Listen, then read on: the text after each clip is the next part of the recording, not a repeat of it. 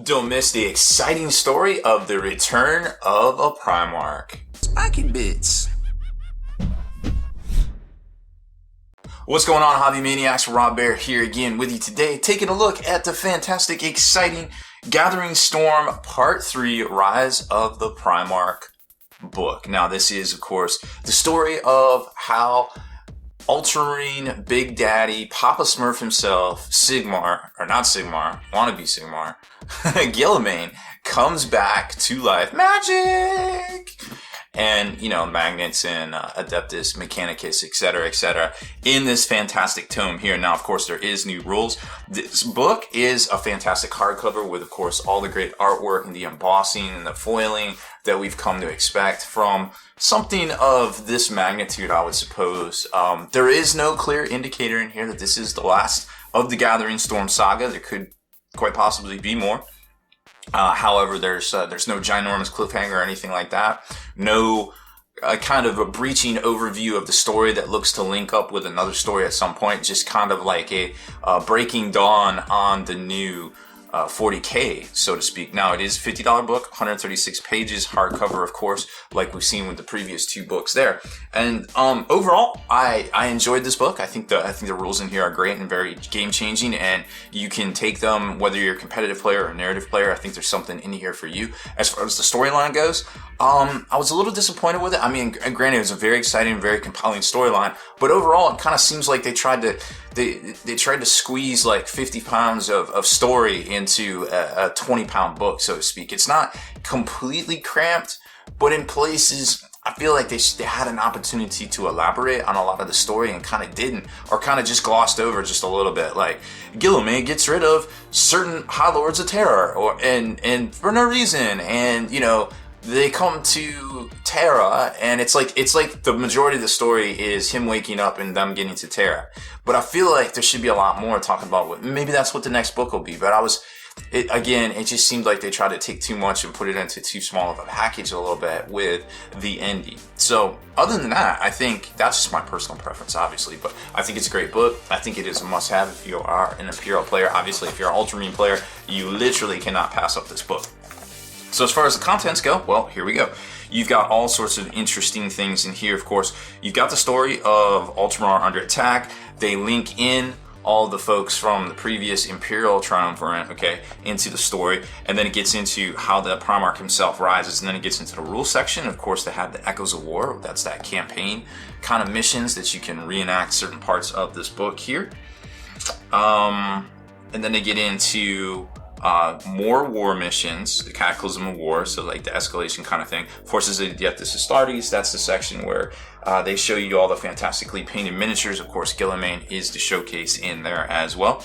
And then it gets into the data sheet section. So basically, as far as rules go, we're looking at 4 new data slates. You've got Cypher, you got the Fallen, you got Valdis, Waldorf, whatever his name is for the Grey Knights guy, that kind of seems to be a little bit lackluster all the way around, but it's cool that he's in here and that they are bringing Grey Knights to the fore because we haven't had a whole lot of Grey Knight content.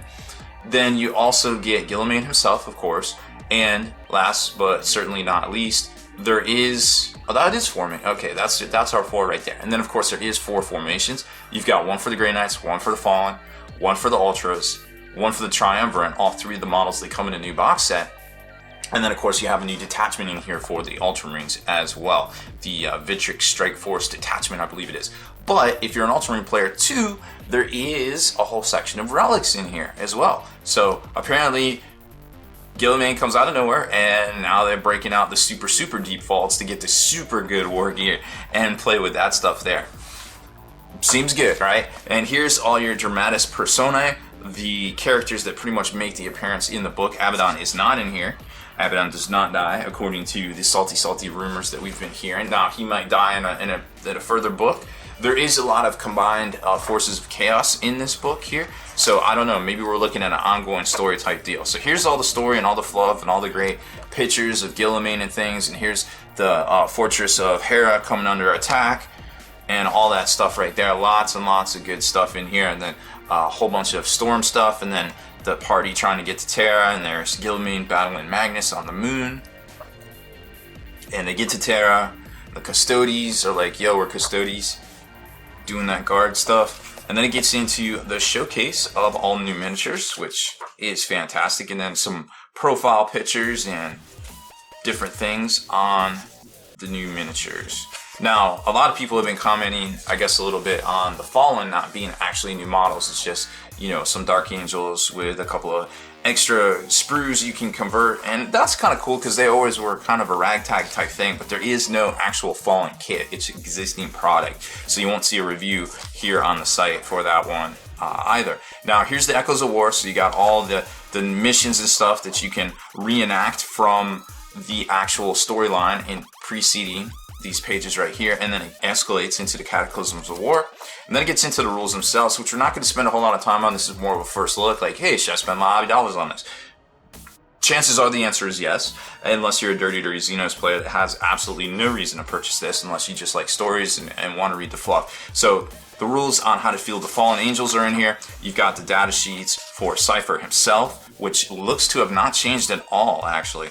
Not even a little bit. And then you got the Fallen, which seem pretty good at cursory glance, 100 points. 4 of them can take plasma weapons, assault weapons, a flamer, a melta gun, combi flamer, melta plasma, or a plasma gun. And one of them can have a heavy weapon at 20 points each, plus the appropriate points for those weapons. I don't think that's too bad at all for an elite choice right there. Now, granted, you can only field them as their own mini detachment. He's a HQ and they're a Fallen, but then you can also field them in here as their own little formation. So there's specific rules on how these guys are fielded right here, which you can read up on.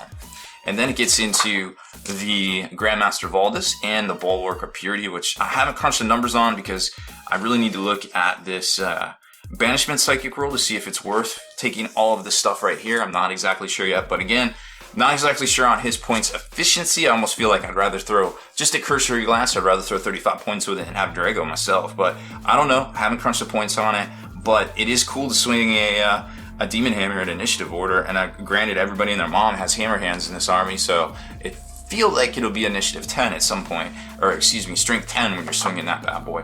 Then it gets into Grey Knight's Appendix, and then we have a new section of rules for a Demonic Adversary. So to take Grey Knights, you can offer your opponent the optional choice to play a narrative type game using these sets of rules right here, because granted, the Grey Knights usually take the field when there's a specific reason for them to. And then here's Reboot Guilliman in the flesh, or the armor of fates right there. And of course, we've seen all these rules spoiled all over the internet over the past couple of days. Suffice to say, I think he is a great model. I think he is a beatstick. You don't want any part of this man right here in your lines. He will destroy pretty much anything he comes in contact with.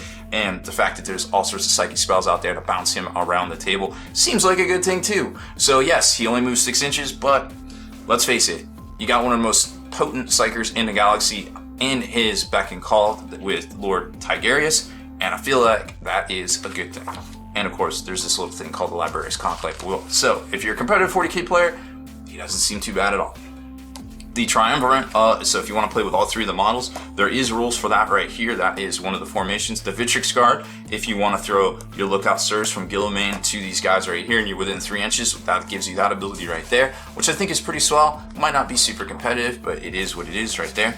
And then the Forces of the Ultramarines themselves, new Warlord Trade Stable, new Relics of Ultramar, booyah, breaking out the fine china because Guilliman's come to town. And then last but certainly not least, the Vitrix Strike Force Detachment, which allows you, the big benefit of taking this right here is that the Librarius Conclave and Guilliman himself can become objective secured based on the command benefits here.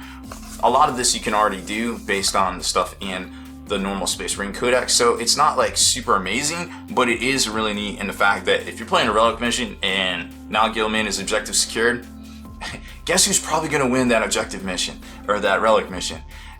Not who Guilliman's enemy is, that's for effing sure, especially if you have any of those psychic powers that allow you to bounce around the table. And then it gets into tactical objectives in the back, which we've seen throughout the past. So there it is, your first look preview of the brand new Gathering Storm book. Like I said, I think for most Imperial players out there, it is a must buy, just on the fact that there's story, just on the fact that Guilliman is an amazing model. His rules are great, thank God.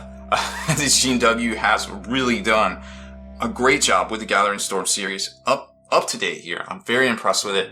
Obviously, there's going to be, people out there saying, oh, I don't think it's that good. There's going to be people saying, like myself, to say, hey, I don't think this is that bad. And I think you can combo it off with a lot of good things out there. So either way, I think it's a must buy unless, again, you are a dirty Xenos player, whereas you probably aren't interested in anything that has to do in here, and you're probably waiting on the Gathering Storm Xenos book if and when it ever does come out. So that's about it for this one. Omissions, errors, clarifications, please leave them in the comments field below. We'll try to get to them all. Deleted scenes, bonus content, and all the interviews and post-game wrap-up videos can be located in the Hall of Veterans on thelongwar.net.